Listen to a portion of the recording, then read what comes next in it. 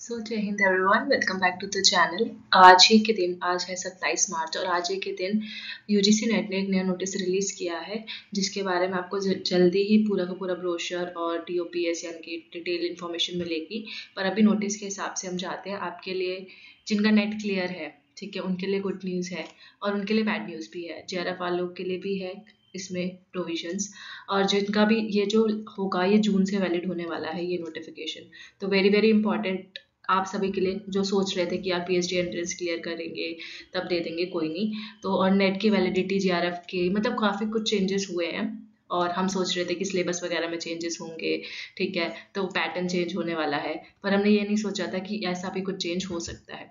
तो ज़्यादा बात नहीं करेंगे, सीधा चलते हैं नोटिस की तरफ और देखते हैं क्या गुड न्यूज़ है और क्या बैड न्यूज़ है आप सबके लिए जो असिस्टेंट प्रोफेसर की तैयारी कर रहे हो या फिर पीएचडी की तैयारी कर रहे हो या मतलब पीएचडी में एडमिशन लेना चाहते हो या फिर नेट जेआरएफ के लिए पढ़ रहे हो। तो सबके लिए ये बहुत बहुत इंपॉर्टेंट इन्फॉर्मेशन है।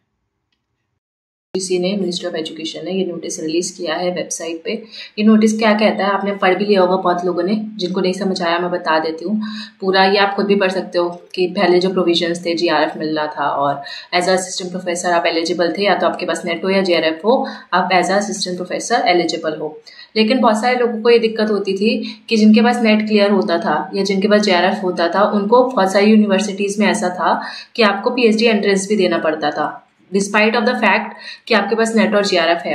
तो बहुत सारे बच्चों को ये दिक्कत थी और उन्होंने पीआईएल भी फाइल की थी कि सर हम ना एग्जॉस्ट हो चुके हैं, इरिटेटेड हो चुके हैं कि हम नेट का एग्जाम जो कि नेशनल लेवल एग्जाम है जीआरएफ क्लियर कर लेते हैं फिर भी हमें एंट्रेंस देना पड़ता है, तो हमको बार बार दिक्कत होती है। ठीक है, अब जिसके पास नेट जीआरएफ नहीं है, ठीक है, आप उनको तो लो पीएचडी एंट्रेंस एग्जाम और उनके लिए होगा भी, लेकिन जिनके पास नेट है उनके लिए बहुत अच्छी खुशखबरी है जीआरएफ या नेट वालों के लिए कि अब उनको पीएचडी एंट्रेंस का एग्जाम नहीं देना पड़ेगा। ठीक है, सो ये आपके लिए गुड न्यूज़ है। बैड न्यूज़ अभी बताती हूँ थोड़ी देर में। अब इसमें कैटेगरी कैसे है, 3 कैटेगरीज होंगी और एक एग्जाम होगा। अब या तो आपका जो स्कोर कार्ड आएगा, अब जून में जो एग्जाम होने वाला है यूजीसी नेट जेआरएफ का, तो अगर आपका उसमें जेआरएफ क्लियर होता है तो आप 2 चीज़ों के लिए एलिजिबल हो कि आप पीएचडी में एडमिशन ले सकते हो और जीआरएफ की फेलोशिप ले सकते हो, और साथ ही साथ आप असिस्टेंट प्रोफेसर के लिए एलिजिबल हो। तो ये तो पहले भी था। दूसरा क्राइटेरिया कि अगर आपका सिर्फ नेट क्लियर होता है, जेआरएफ नहीं होता, तब भी आप एडमिशन ले सकते हो पीएचडी में और असिस्टेंट प्रोफेसर के लिए भी एलिजिबल होते हो। बस कट ऑफ वेरी करती है ना, जब आपका स्कोर कार्ड आता है तो कट ऑफ के बेसिस पे ही होता है। 2-4 मार्क्स ज़्यादा है तो जीआरएफ हो जाएगा, 4 मार्क्स कम है तो नेट हो जाएगा। तो ये तो अब पहले जैसी चीज़ें हैं। अब बात आई तीसरी कैटेगरी की।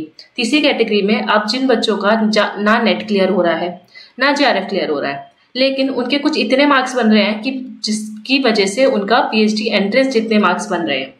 ठीक है, तो आपके स्कोर कार्ड में क्या लिखा हुआ आएगा, आपके स्कोर कार्ड में लिखा हुआ आएगा eligible to PhD programme only, not for the award of JRF of और असिस्टेंट प्रोफेसर। मतलब कि अब आप पीएचडी में एडमिशन ले सकते हो लेकिन आपको असिस्टेंट प्रोफेसर नहीं बन सकते, ना आपको जीआरएफ की फेलोशिप मिलेगी, पर हाँ आपके इतने मार्क्स है कि आपको पीएचडी में एडमिशन मिल जाएगा। ठीक है, तो नेट से अगर मान लो 3-4 मार्क्स और कम है आपके, तो एटलीस्ट आप पीएचडी में फिर भी एडमिशन ले सकते हो और आपको एंट्रेंस नहीं देना पड़ेगा बार बार हर यूनिवर्सिटी का जाके। और यही सेम बात नेट और जीआरएफ वालों के लिए भी वैलिड है कि उनको भी एंट्रेंस नहीं देना पड़ेगा और आपको भी नहीं देना पड़ेगा। अगर आप तीनों ही कैटेगरी में नहीं जाते तो फिर तो आपके लिए एंट्रेंस है ही, जो हर यूनिवर्सिटी अपना कंडक्ट कराती है, फिर तो आपको देना पड़ेगा, राइट। सो ये हो गया आपके लिए गुड न्यूज़। चलो मेरा तो नेट क्लियर था ना तो मेरे को नहीं देना पड़ेगा। सो बात करते हैं determination of eligibility of net for different categories. तो ये समराइज कर दिया है जो मैंने आपको बताया, इन्होंने और अच्छे शब्दों में बता दिया है। कैटेगरी 1 में जीआरएफ, असिस्टेंट प्रोफेसर और पीएचडी में एडमिशन तीनों। कैटेगरी 2 में जीआरएफ आपका ओनली नेट है, ठीक है, तो आपको जीआरएफ की फेलोशिप तो नहीं मिलेगी, असिस्टेंट प्रोफेसर और पीएचडी एडमिशन। कैटेगरी 3 आपका स्कोर कार्ड में अगर लिखा हुआ है एडमिशन टू पीएचडी ओनली, आपके स्कोर कार्ड में ये चीज़ लिखी हुई होगी कि आपके मान लो नेट भी क्लियर नहीं हुआ, 190 मार्क्स बन रहे थे और 190 मार्क्स में ये उन्होंने रिक्वायरमेंट बनाया कि चलो पीएचडी एंट्रेंस के लिए तो हम क्लियर कर ही देते हैं, तो यहाँ पे आप जीआरएफ की फेलोशिप नहीं मिलेगी, ऑब्वियसली असिस्टेंट प्रोफेसर नहीं बन सकते, लेकिन पीएचडी में एडमिशन तो ले सकते हो। सो ये एक छोटी सी समरी थी। और बाकी एक और चीज़ जो अब आती है बैड न्यूज़। तो बैड न्यूज़ क्या है, तो आपको ये मैं बता दूँ कि ये तो आपको पता ही है बेस्ड ऑन इंटरव्यू आपके पीएचडी में एडमिशन होता है, इंटरव्यू तो होगा ही, तो 70% वेटेज आपके टेस्ट स्कोर्स को मिलेगी। तो आप यूजीसी नेट के एग्जाम को बहुत सीरियसली लेना स्टार्ट करो। जो बच्चे सोचते हैं कि नहीं अभी नहीं पढ़ते, कोई बात नहीं, एंट्रेंस क्लियर कर लेंगे, अब एंट्रेंस क्लियर करने के लिए ऑल इन वन एग्जाम इन्होंने कर दिया है। तो 70% आपके टेस्ट स्कोर्स को मिलेंगे, तो आप ऑब्वियसली आपका स्कोर अच्छा होना चाहिए, और 30% आपके इंटरव्यू को मिलता है।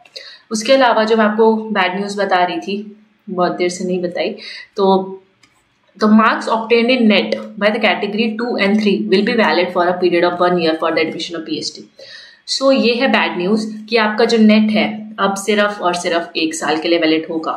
तो नेट जैसे ही आपका क्लियर होता है तो 1 साल के अंदर अंदर आपको पीएचडी में एडमिशन लेना पड़ेगा, ठीक है। और जिनका कैटेगरी 3 में आते हैं, जिनका नेट नहीं है, जेआरएफ नहीं है, पर हाँ उन्होंने एंट्रेंस जितने मार्क्स ले आए हैं, तो उनका जैसे एंट्रेंस का होता था ना, एंट्रेंस 1 साल के लिए वैलिड होता है, आपको अगर पता होगा तो।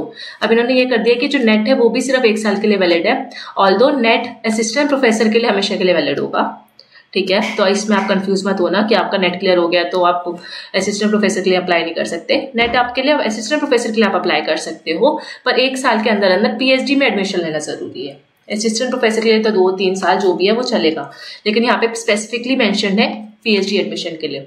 तो नेट आपके पास वैलिड है, चाहे आपका नेट 2020 में क्यों ना क्लियर हुआ हो, ठीक है।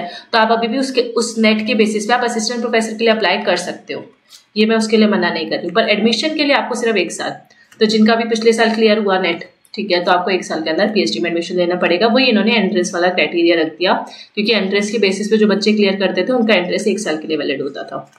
तो ये एक तो अच्छी बात है कि आपको एक ही एग्जाम देना पड़ेगा। दूसरा बैड न्यूज़ है कि सिर्फ 1 साल के अंदर आपको एडमिशन लेना पड़ेगा। तो पूरा गियर अप होके जैसे ही आपका रिजल्ट आता है पीएचडी के एडमिशन में लग जाना, ठीक है। प्रोफेसर से बात करो, रिसर्च प्रपोजल पे काम करना शुरू करो। प्लेलिस्ट मैंने बता ही दी है, टॉपिक वगैरह कैसे चूज करना है, इंटरव्यू में कैसे क्वेश्चन आते हैं, सब कुछ मैंने बता दिया है। लिंक डिस्क्रिप्शन में मिल जाएगा, सो वो देख लेना। So thank you so much for watching. I hope आपको ये अपडेट अच्छा लगा होगा। थोड़ा सा बुरा भी है पर कोई बात नहीं, थोड़ा सा ही बुरा है, ज़्यादा तो गुड न्यूज़ ही है। So thank you and